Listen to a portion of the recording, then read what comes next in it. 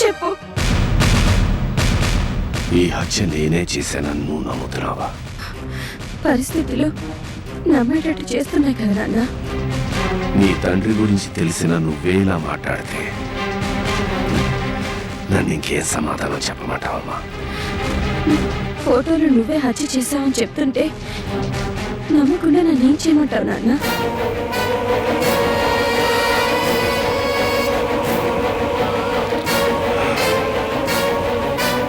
ఏంటి నాన్న మాట్లాడు, చెప్పు.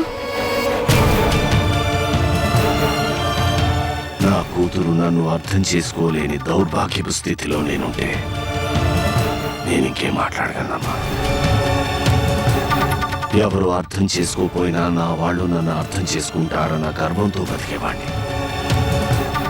కానీ నువ్వు అడిగిన ఈ ప్రశ్నతో ఆ గర్వం మొత్తం దిగిపోయిందమ్మా.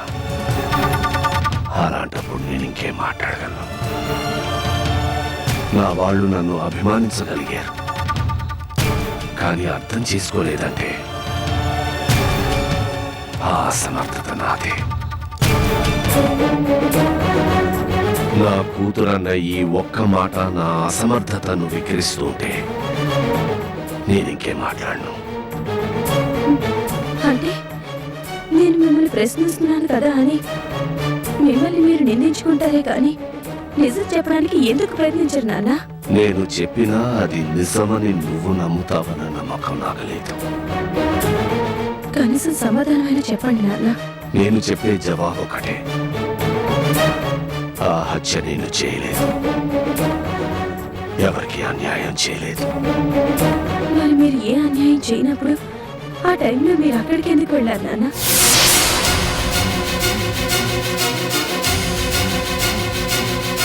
మీ మౌనం నా అనుమానానికి మరింత బలాన్ని ఇస్తుంది కదా అన్న.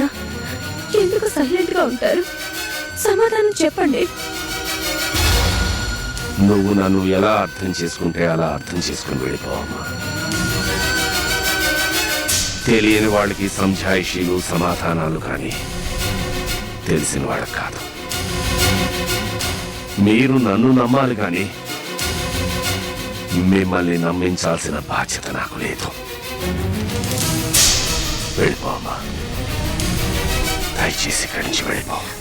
నాన్న దయచేసి సమాధానం చెప్పండి నాన్న. నాన్న మీరు నేరం చేయనప్పుడు మౌనంగా ఎందుకుంటున్నారు నాన్న?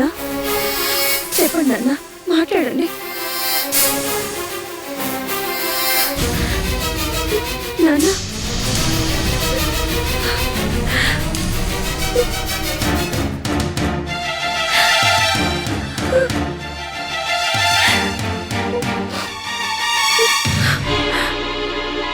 ఏంటి నువ్వు వచ్చావు? మీ నాన్నకి తప్పించుకోవడానికి మార్గాలు చెప్పావా ఏంటి? మీ నాన్న నేరం చేయలేదన్న మాట తప్ప వేరే ఇంకేదైనా మాట్లాడా? మాట్లాడకపోయినా పర్వాలేదు. కృష్ణ ఇచ్చిన స్టేట్మెంట్లో తను హత్య చేయడానికి ప్రయత్నించింది కోర్టునే చెప్పాడు. ఒకటే చెప్తున్నాను, ఈ సంగతి మాత్రం నేనెవ్వరికీ చెప్పను. ఏంటి షాక్ అయ్యావు? నువ్వు కూడా చెప్పు, అది నిజమేనా? కృష్ణ ఎలా స్టేట్మెంట్ ఇస్తే దానికి ఆధారంగానే కేసు డీల్ చేసుకోండి.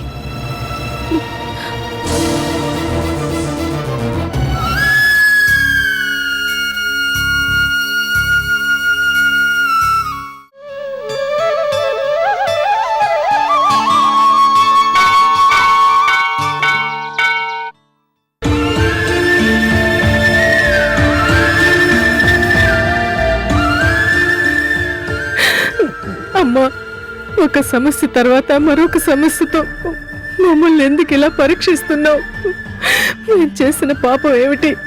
ఈ సమస్యల నుండి బయటపడే మార్గం చూపించు తల్లి.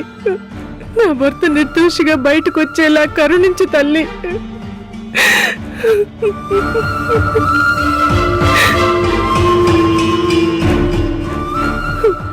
చూసావా వదినా, ఈమె మొగుడేమో హత్యలు చేసి పాప పనులు చేస్తుంటే పెళ్ళామేమో ఇలా గుళ్ళకి గోపురాలకి వచ్చి ఆ పాపాన్ని కడిగేయాలనుకుంటోంది. పాపాలను కడిగేయాలనుకోవడం అటుంచు. ఇటువంటి పాపాత్ములు గుళ్ళోకొస్తే దేవుడు గుళ్ళో ఉంటాడా? చంద్రాం హిరణ్యలక్ష్మి జాత వేదో మమావహాం తామావహ లక్ష్మి ఏమడవగామడిం యస్యాం హిరణ్యం గామశ్చ పురుషానహం. అమ్మా, మీ భర్త గారి పేరున అర్చన సక్రమంగా జరిగింది. మీ కష్టాలన్నీ తొలగిపోతాయి. శతమానం భవతి శత పురుషః శతేంద్రియాయ శేవేంద్రియే ప్రతిష్టతి. హరి ఓం తస్మాత్ విరాట జాయత విరాజం అజ పురుషః తదాతో అక్షరచితః. ఇదిగో ఈవిడ భర్తే హత్య చేసి జైలుకెళ్ళాడు. మన కాలనీలో ఉంటుంటే ఎంతో మర్యాదస్తులు అనుకున్నాం. ఇలాంటి వాళ్ళని కూనికోర్లని ఎప్పుడైనా ఊహించామా? ఏంటో మనుషుల్ని అంచనా వేయలేము.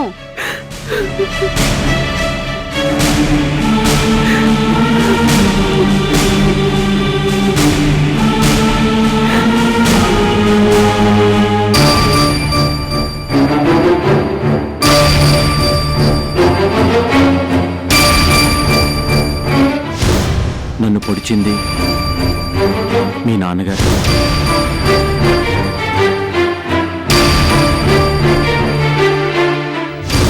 ఆ హత్య నేను చేయలేదు. ఎవరికి అన్యాయం చేయలేదు.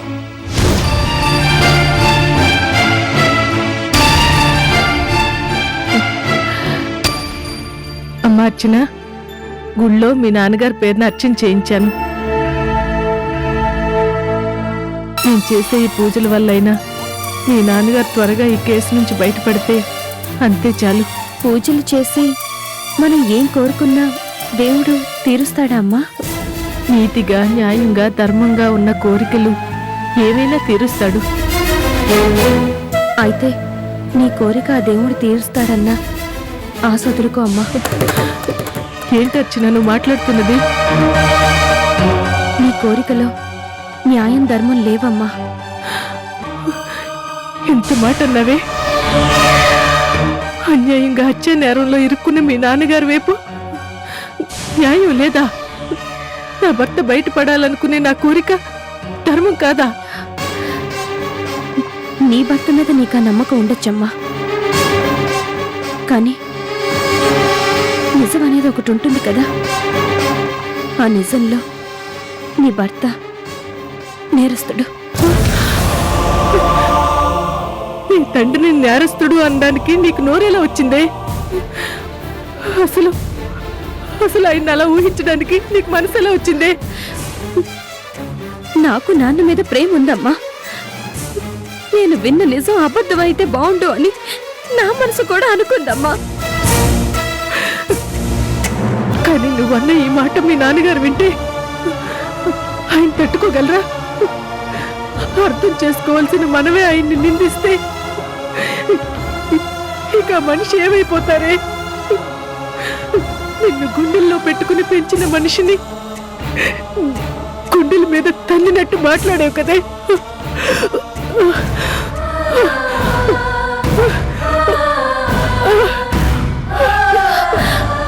అమ్మా, అమ్మా ఏమైందమ్మా? అమ్మా ఏమైందమ్మా? అమ్మా ఉండు.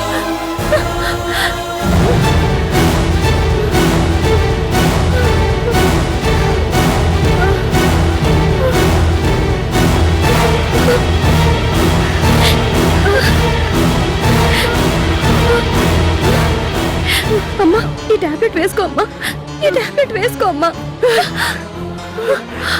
అమ్మా ఏంటమ్మా, ఏంటి మొండితనం?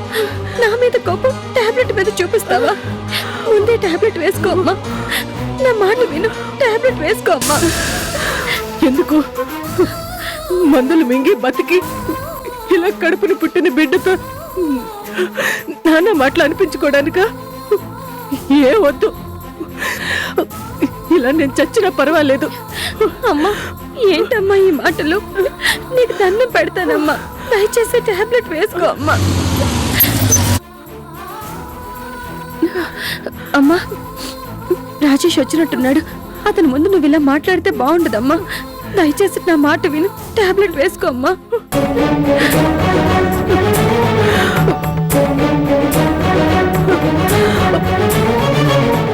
Hello aunty. హాయ్ అర్చన.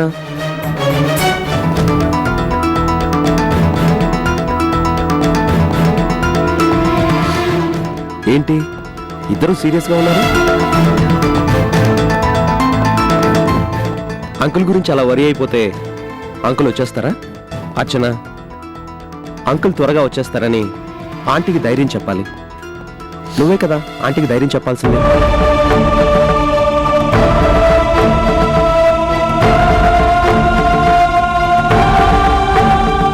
అదేంటి ఆంటీ మరీ మూడీగా ఉన్నారు? నా మీద ఏదైనా కోపం? చచ్చా, నీ మీద కోపం ఎందుకుంటుంది? ఉంటే నా మీదే ఉండాలి. చచ్చా, నీ మీద ఎందుకు కోపం ఉంటుంది? అంకుల్ గురించి ఆంటీ బెంగ పెట్టుకుని ఉంటారు. చట్టం ఒప్పుకుంటేనే మా నాన్న బయటకు వచ్చేది. చట్టానికి కావాల్సింది సాక్ష్యం. ఆ సాక్ష్యాలన్నీ కూడా మీ నాన్నగారికి ఫేవర్గానే వస్తాయిలే. అందుకే అన్నదానం చేస్తే పుణ్యం అన్నారని అంకుల్ పేరున అన్నదానం చేసి వస్తున్నాను. ఈ పుణ్యాలన్నీ మీ నాన్నగారిని బయటికి తీసుకురావా?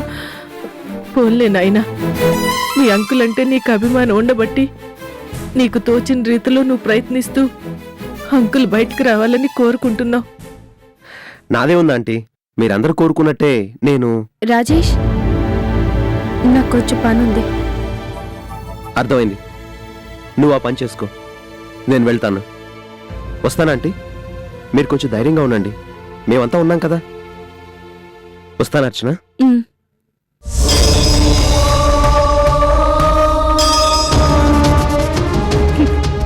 చూసావుగా, నిన్నగాక మొన్న పరిచయమైన అతనికి మీ నాన్నగారి మీద నమ్మకం ఉంది. కానీ కన్న కూతురివి నీకు లేదు. ఏమిటో ఇదంతా మీ నాన్నగారి కర్మ.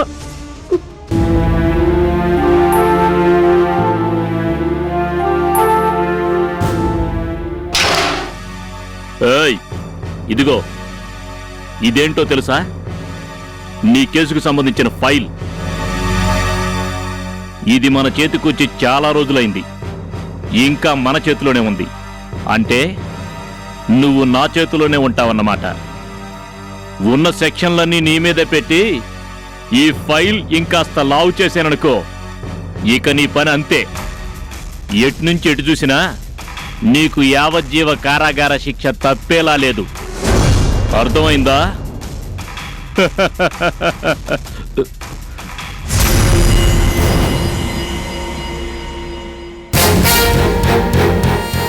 నమస్తే సార్, ఎప్పుడొచ్చారు సార్?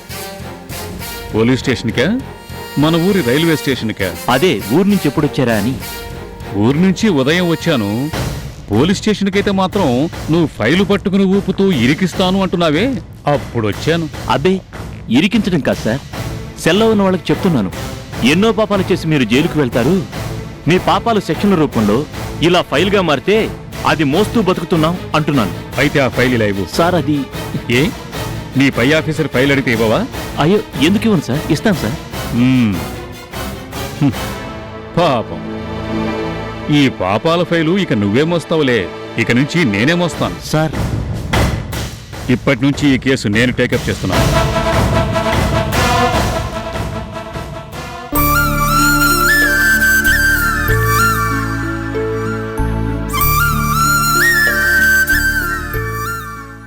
అమ్మా, నేనొక మాట అంటాను, నువ్వేమనుకో కదా? ఏమిట్రా, ఏం కావాలి? నేనప్పుడే మన ఊరు రానమ్మా. ఏ, ఈ ఊళ్ళో ఎందుకురా? నీకీ గండం తప్పింది, లేకపోతే మేమెంత నష్టపోయేవాళ్ళమో నీకేం తెలుసు? వద్దు నాన్న, ఈ ఊరు వద్దు, ఈ మనుషులు వద్దు, వెళ్ళిపోదాం. అది కాదమ్మా, అర్చన లేకుండా నేను రాలేను. ఏమిటి నాన్న, ఇంత జరిగిన తర్వాత కూడా ఇంకా మంకు పట్టుబడుతున్నావా? ఏం చేసినా కొన్ని పనులు జరగవురా, అందులో అర్చనతో నీ పెళ్లి కూడా ఒకటి. నువ్వనుకున్నంత ఈజీగా నేను అనుకోలేనమ్మా. ఎందుకో జరుగుతుందనే అనిపిస్తుంది. ఏమో, మీ నాన్నగారు లండన్ నుండి వచ్చేలోగా నిన్ను హైదరాబాద్ తీసుకెళ్లాలని అనుకుంటున్నాను. సరే, నేను వెళ్ళి డాక్టర్ గారిని కలిసొస్తాను. మీ మాటలు బట్టు చూస్తే మీరు మీ ఊరెళ్ళిపోవాలనే తొందరలో ఉన్నట్టున్నారు. అవును, ఏం వెళ్ళకూడదా? వెళ్ళకూడదు మేడం, ఇది మర్డర్కి సంబంధించిన కేసు. ఈ కేసు పూర్తయ్యేంత వరకు మీరు ఊరు వదిలి వెళ్ళటానికి వీల్లేదు. కేవలం ఇది చెప్పడానికే రాలేదు. కృష్ణని ఎంక్వైరీ చేయడానికి వచ్చాను. సరే, నేను డాక్టర్ గారి దగ్గరికి వెళ్ళొస్తాను. మంచిది.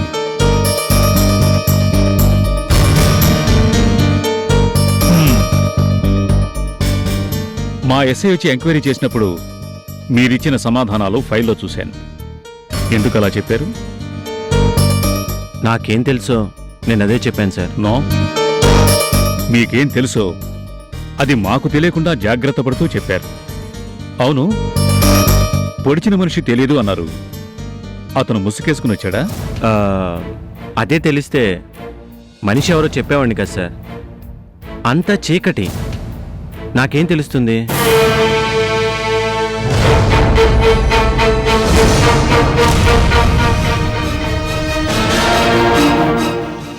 మాట్లాడని ఫోటో ఇంత స్పష్టంగా చెప్తుంటే మాట్లాడే మీరు మాత్రం ఏదో బట్టి పెట్టి చెప్పినట్టు ఒకే మాట చెప్తున్నారు. పొడిచింది ఎవరో తెలియదు అని. అంతేనా? ఈ ఫోటో చూసిన తర్వాతైనా అవును కోటి నన్ను ఎందుకు చంపకూడదు అని మీకు డౌట్ రాలేదా? ఆ, రాలేదు. ఎందుకంటే అలాంటి గొడవలేమి మా మధ్య లేవు కాబట్టి. కారణం అది కాదు. ఆయన కూతుర్ని మీరు ప్రేమించారు కాబట్టి, ప్రేమించిన అమ్మాయి తండ్రిని కాపాడాలన్న సదుద్దేశం మీకుంది కాబట్టి. అవునా? నేను జరిగిన దాన్నే మాట్లాడగలను, మీరు జరిగిన దాన్ని 10 రకాలుగా ఊహించి మాట్లాడగలరు. అది మీ వృత్తి ధర్మం. విని ఊరుకోవడం తప్ప మీరు చెప్పిన దాన్ని కామెంట్ చేయలేం కదా సార్. మీరు ఆ స్పాట్కి ఎందుకు వెళ్ళారో చెప్పగలరా? అప్పలనాయుడు దగ్గర నుంచి తప్పించుకుని అటు పారిపోతున్నాను. సో ఎస్ఐ ఎంక్వైరీలోనూ ఇదే చెప్పారు. ఓకే, మీరిప్పుడు చెప్పిన దాన్ని బట్టి జాగ్రత్తగా పరిశీలిస్తే మాకేదో క్లూ దొరకపోదు. ఓకే, వస్తాను.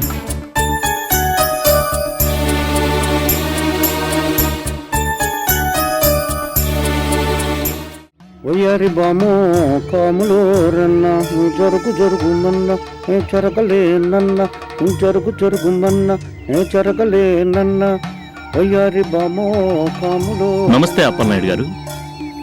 దండాలకి ఏటన్నది గానే నాన్న చెప్పిన పని ఏడు చేసినావు. నయానా భయానా ఆ కోటిని ఎంత బెదిరించినా ఫలితం లేదు సార్. ఏటి ఇన్స్పెక్టరా, ఏటి అవ్వనేదని చెప్పడానికి వచ్చావా? ఇది చెప్పడానికి ఎంత దూరం రావాలేటి? కాదు సార్, ఒక ముఖ్యమైన విషయం చెప్పడానికి వచ్చాను. ఏటా విషయం?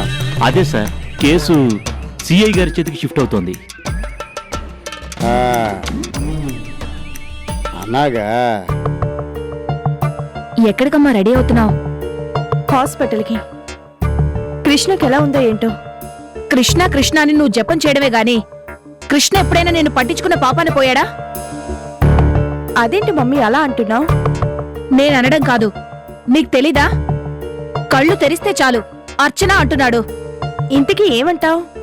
ఏమంటాను? హాస్పిటల్కి వెళ్ళొద్దు అంటాను. అసలు కృష్ణనే చూడొద్దు అంటాను. అక్కడ అప్పలనాయుడు ఇంట్లో నాకు కృష్ణకి పెళ్లి చేయడమే నీ ధ్యేయం అన్నావు. అదే నీకున్న పెద్ద బాధ్యత అన్నావు. ఇప్పుడేంటమ్మా సడన్ గా ఇలా ఆలోచనని మార్చేశావు? ఏ నీ భర్త నీకేమన్నా నూరిపోసాడా? అదేం కాదమ్మా, హాస్పిటల్లో కృష్ణ ప్రవర్తనని చూసి నాకనిపించింది నీకు చెప్పాను. కూతురివి కదా అని సలహా ఇచ్చాను. ఇంకెప్పుడు ఇలాంటి సలహాలు ఇవ్వకు. మీరెవరు ఎన్ని చెప్పినా కృష్ణ స్థానం నా మనసులో అలాగే ఉంటుంది. దానిలో ఏ మార్పు ఉండదు.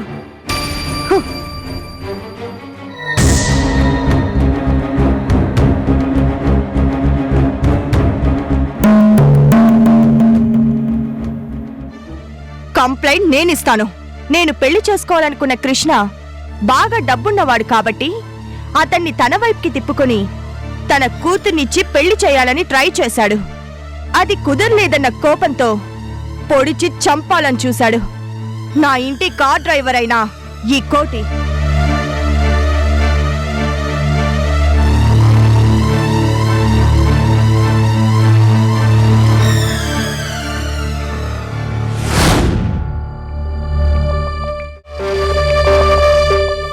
నమస్తే హర్ష గారు.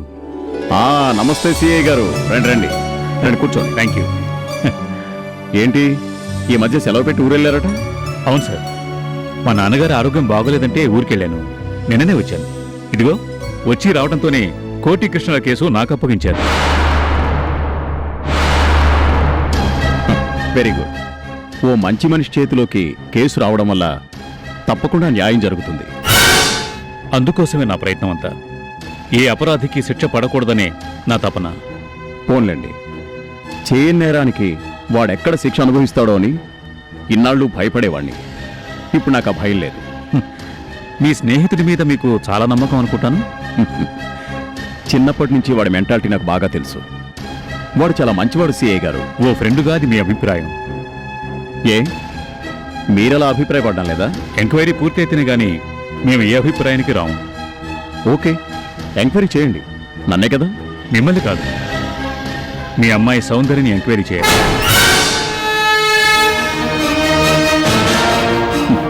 తప్పకుండా. ఈ కేసు విషయంలో మీ పోలీస్ డిపార్ట్మెంట్కి మా ఇంటిల్లపాది సహకరిస్తారు. Thank you sir. అమ్మా సౌందర్య, డాడీ సిఐ గారు కేసు విషయంలో నిన్నేదో ఎంక్వైరీ చేస్తారట. నీకు తెలిసింది నిర్భయంగా చెప్పమ్మా. ఆమెతో కొంచెం పర్సనల్గా మాట్లాడాలి. ఓకే.